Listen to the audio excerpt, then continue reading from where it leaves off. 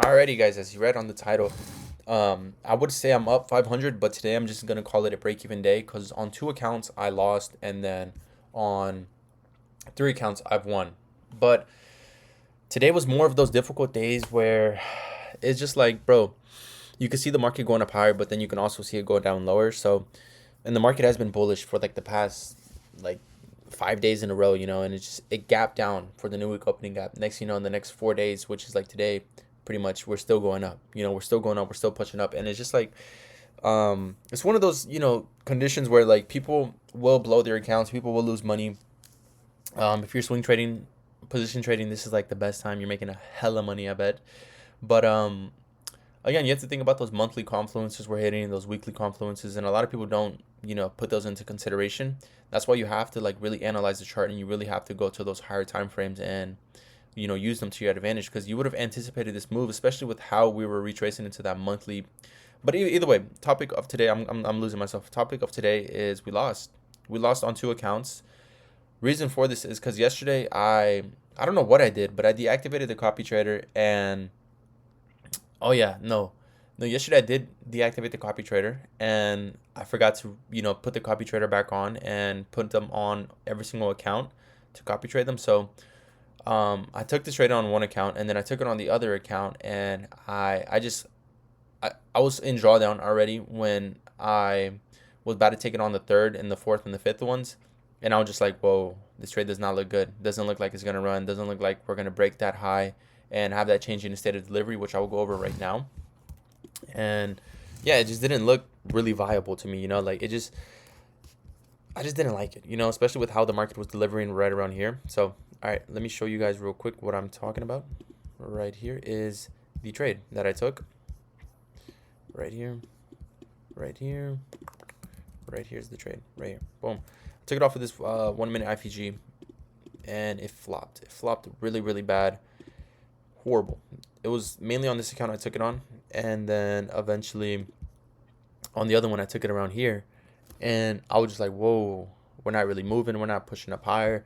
We're not breaking above here. This is kind of where I wanted to see the market continue to push back up after, especially retracing up into here. Once we started to retrace, I was like, all right, we need to push. We need to have speed to then eventually enter, break above here, enter, and then eventually go break even around here, around these highs, and then target all this buy side here resting. And then the market never did that, and it flushed, and it completely stopped me out. And then now we're back to where I would have been taking the trade. So very, very unfortunate. And my main confluence was the 4-hour PDA array here. So we had a 4-hour PDA array, which the market never tapped up into yet. And then we also had a 4-hour candle range low, candle range low that I wanted to see get swept to then push up higher, which eventually did get swept. But the market was facing it, closed below it, didn't really sweep it. Same thing for the 1-hour one. It swept it a little bit reverse, and then it just flopped and it went down lower, which again happens. And this is why it's so important to journal, to understand why you lost. And that's what I did. And then eventually on the 15-minute time frame also, we had a candle range low sweep, but the market, it closed above this time, but it just fell to this place. And we had all this right here, the SIBI right here. We had the SIBI here, did hold to push price lower. And then on the 5-minute time frame, we had that 5-minute change in the state of delivery. Market retraced back up into it, and then eventually continued lower, which is unfortunate, honestly. But again, it happens. And this is why I view losses as learning experiences. I don't really view it as a loss here. I learned that, I should have just waited for the 4-hour PDA rate to be tapped up into. The 4-hour candle range low sweep was good, but we had such a strong draw on liquidity. This unfilled 4-hour, the market is going to want to reach for that and then target higher prices. And here you can see the 5-minute form this nice IFVG to then eventually target higher prices. Even after this one, once you reach this high, you would go break even. Your stop loss is at break even right on here. But either way, this is very, very difficult market conditions. I won't lie, especially for today. But shorts were the move, and I did take a short on YM, so I'm gonna show you guys that right now. But on this account, we're close to blowing it. We have one trade left with 1% risk. So I have to be very picky with my setups, and that's something I'm really, really trying to work on. Is like, hey, I need to be really, really picky. I need to be disciplined, more disciplined than ever. And the reason for that is because, again, if I follow my system correctly, I know I don't lose as often. And this is so important because, again, if you have a system, if you have a way of trading and you follow it correctly, you will be able to mitigate losses that you shouldn't be losing, with. And today I was just underprepared. I haven't been, I even talked about it in this new series I'm about to start, which is called Life Maxing. And what I'm trying to do is just like perform to the best of my ability, and I'm trying to work as hard as possible. I'm just trying to work and work and work and continue to get really good at this craft. And as of recently, I've realized I've just been slacking in terms of reviewing, analyzing, my daily analysis, putting out those trades that I've, said I was going to do on the weekly basis. And I've just been slacking, bro. I've been slacking. And, this week I'm really just trying to pick myself back up, especially the last 2 weeks. The last 2 weeks, you can see I barely made any form of progress, taking break evens, afraid to hold the trades, afraid to even take high quality setups and just moving the stops to break even as soon as possible. Because again, I'm just afraid. I don't know what I'm looking for. I don't know what to trust, this and that. And that's what happens. But today we took a loss. I thought it was good. I accepted the risk, move on. And then I took it on this account too. And you can see this account is down minus 200. So again, if I'm trying to go for a max form of not even max, I'm just trying to aim for a 10K payout or 10K month, but I probably won't be able to reach that, especially we're on the 16th. We have, not that many days left. If I'm being truly honest, it's the 16th. We don't have many days. We have 1, 2, 3, 4, 5, 6, 7, 8, 9. We have around 9 days, 10 to be exact. Yeah, 1, 2, 3, 4, 5, 6, 7, 8, 9, 10. 10 days. But if you don't want to count tomorrow, then 9. But yeah, and then we're down basically 300, and we need a 4K balance minus no plus 300, and we only have 9 days. We need to make around 1% every single day. 1%. Or if you divide that by 500, 8.6 R. And basically 2 weeks. We have 2 weeks to get 8.6 R, which is 4 R per week, which is 1 to 2s per week, which again might be doable. But again, I just don't want to be doing that. I don't want to be, especially for that 4K balance on this account. This one is at 500. So we're at 500 and we have to aim for, 4,000, 3,500. Divide that by 500. We only need 7R, which again in 2 weeks, or yeah, divide that by 2 weeks. We have to have 3.5R, which again it's not bad. That's doable. I won't lie. That one's doable. The other accounts are very doable also. This one's at 697. This one is at 713, 720. So they're around all like 700, and 4,000 minus 700 equals 3.3K. Divide that by 500. We need 6.6 R. Divide that by 2 weeks, and that's 3 R, which is very doable. Again, very, very doable. You just take 1 to 1.5s.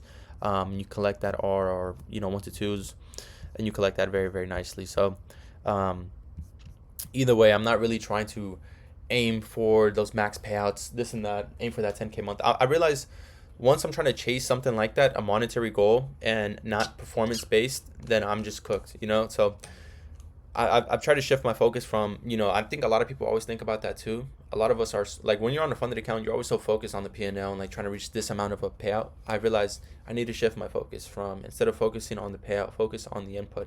And I've always preached about this, thinking about, focusing on what you can control. And it's very true, it's the truth, honestly. It will save you majority of your time, whenever you're thinking about these things. Just don't think about the outcome. Think about the input. Think about what you have to do in order to get to that outcome. And then eventually you will get to that outcome. Because again, I've been there. I've proven it to myself. I've gotten the payouts, and past accounts, but even during these market conditions, you have to be willing to put in the work and you have to be consistent. I was undisciplined in terms of my routine outside the charts, and it's reflecting in the charts, So what you do internal will reflect externally. So again, take care of yourself internally, take care of yourself. Going to the gym, going for walks, drinking water, eating healthy, and exercising, putting in the work on the charts, outside the charts, journaling, reviewing, analyzing, doing your analysis, and it's really important too, meditating, journaling outside, the charts, not journaling, but journaling, your life, your thoughts, and praying, and eventually you'll start to see the results.